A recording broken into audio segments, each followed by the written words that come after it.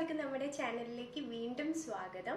അപ്പോൾ ഇന്ന് ഞാൻ വന്നിരിക്കുന്നത് ഒരു ഈവനിങ് സ്നാക്കിൻ്റെ റെസിപ്പി ആയിട്ടാണ്.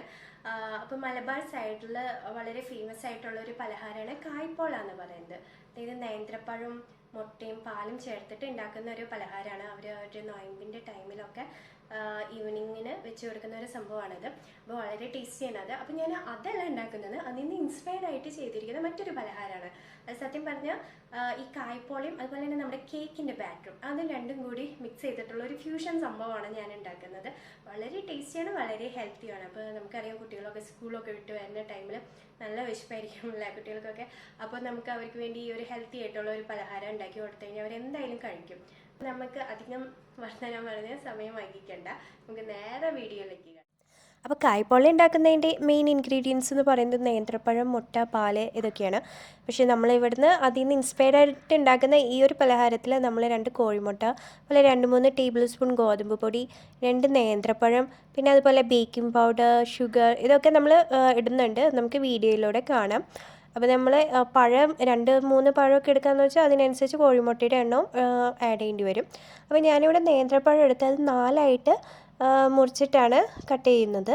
അപ്പോൾ വലിയ ചങ്ക്സ് ആവാനും പാടില്ല, എന്നാൽ തീരെ കുഞ്ഞ് പീസ് ആക്കേണ്ട കാര്യമില്ല. അതുപോലെ 4ആയിട്ട് കട്ട് ചെയ്ത് മാറ്റി വെച്ചാൽ മതി. അപ്പോൾ നമ്മൾ ഈ മുറിച്ച് എടുത്ത പഴം ഇനി നമ്മൾ നെയ്യിലിട്ട് വഴറ്റാൻ പോവാണ്. അപ്പോൾ ഞാനിവിടെ 1 ടേബിൾ സ്പൂൺ നെയ്യ് ഒഴിച്ചിട്ടുണ്ട്.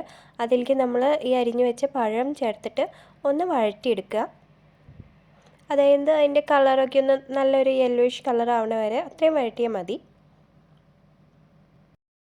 അപ്പോൾ ആ പഴം വഴണ്ടി വരുന്ന ആ നേരം കൊണ്ട് നമുക്ക് ഇതിൻ്റെ ഒരു ബാറ്റർ ഒന്ന് റെഡിയാക്കാം. നമ്മൾ സാധാരണ കേക്കിന് ഉണ്ടാക്കുന്ന അതേ ബാറ്റർ തന്നെയാണ് ഇവിടെ ഉണ്ടാക്കുന്നത്. അപ്പോൾ ഞാനൊരു മിക്സിയുടെ ജാറിൽ, ചെറിയ ജാറാണ് എടുത്തിരിക്കുന്നത്, അതിൽ 2 ടേബിൾ സ്പൂൺ ഷുഗർ, പിന്നെ കുറച്ച് സോൾട്ടും കൂടി ഇടുന്നുണ്ട് ആ ഒരു ടേസ്റ്റ് ബാലൻസ് ചെയ്യാനായിട്ട്.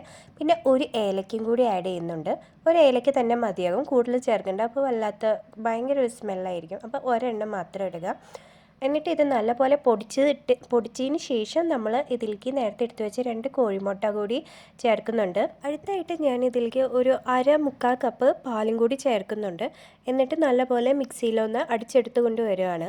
ഇനി നമ്മൾ നേരത്തെ എടുത്ത് വെച്ച ആ ഒരു 3 ടേബിൾ സ്പൂൺ ഗോതമ്പും പൊടിയും അതുപോലെ തന്നെ ഒരു ടീസ്പൂൺ ബേക്കിംഗ് പൗഡറും കൂടി ചേർത്ത് നല്ലോണം സീവ് ചെയ്തെടുക്കുകയാണ്. നമ്മൾ കേക്ക് ഉണ്ടാക്കുന്നതിന് എടുക്കുന്ന പോലെ തന്നെ. അതുപോലെ നമ്മൾ നല്ലപോലെ ഒന്ന് സീവ് ചെയ്തെടുക്കുകയാണ്. അപ്പോൾ നമ്മുടെ നേന്ത്രപ്പഴം ഇവിടെ നല്ലപോലെ വഴണ്ട് വന്നിട്ടുണ്ട്, നല്ല യെല്ലോ കളറൊക്കെ ആയിട്ട് കിട്ടിയിട്ടുണ്ട്. ഇത് നമുക്കിനി തണുക്കാനായിട്ട് മാറ്റി വയ്ക്കാം.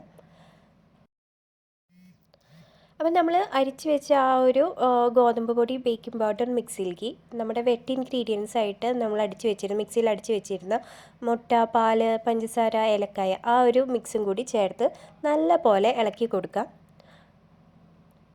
നമ്മളപ്പോൾ ബേക്കിംഗ് പൗഡർ ആഡ് ചെയ്തിട്ടുള്ളത് കൊണ്ട് തന്നെ വെറ്റ് ഇൻഗ്രീഡിയൻസും ഡ്രൈ ഇൻഗ്രീഡിയൻസും മിക്സ് ചെയ്തതിന് ശേഷം അതിന് നേരെ എടുത്ത് വെക്കരുത്. ബാക്കിയുള്ള സ്റ്റെപ്പുകൾ നമുക്ക് ചടപടയെന്ന് ചെയ്തെടുക്കാം.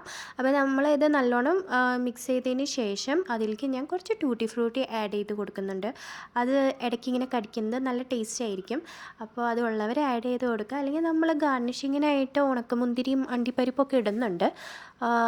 അപ്പോൾ അതിൻ്റെ ഒപ്പം ഇതും കൂടി ഉണ്ടെങ്കിൽ കുറച്ചുകൂടി നല്ല രസമായിരിക്കും, കുട്ടികൾക്കും ഭയങ്കര ഇഷ്ടമായിരിക്കും.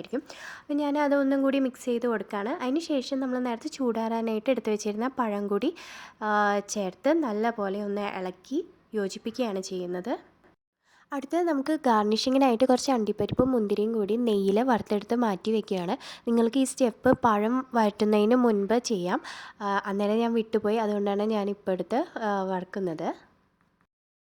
അപ്പോൾ നമ്മൾ ഉണ്ടാക്കി വെച്ചിരിക്കുന്ന ആ ഒരു മിക്സ് ഇനി കുക്ക് ചെയ്തെടുക്കാം. അതിനായിട്ട് നോൺ സ്റ്റിക്കിൻ്റെ ഒരു പാത്രമാണ് എടുത്തിരിക്കുന്നത്, പരന്നിട്ടുള്ള പാത്രമാണ് എടുത്തിരിക്കുന്നത്. അത് നല്ലപോലെ നെയ്യ് പുരട്ടി ഗ്രീസ് ചെയ്തിട്ടുണ്ട്.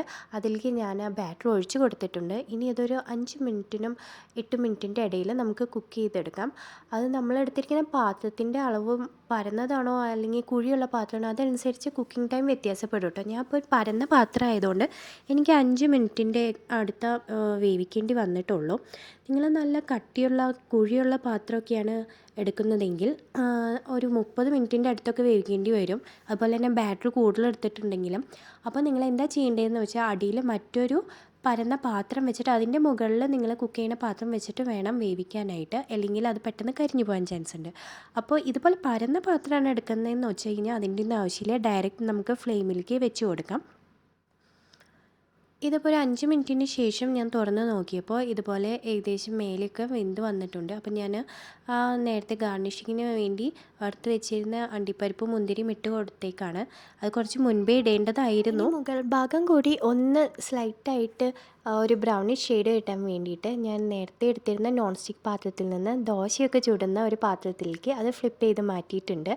അപ്പോൾ ഇതിൽ ഒരു 2 മിനിറ്റിൻ്റെ അടുത്ത് ഏകദേശം വേവിച്ചാൽ മതി. ലോ ഫ്ലെയിമിലാണ് ഇട്ടിരിക്കുന്നത്. ഇപ്പോൾ അത് റെഡിയായി വന്നിട്ടുണ്ട്. നമുക്കിനി കട്ട് ചെയ്ത് മാറ്റാം.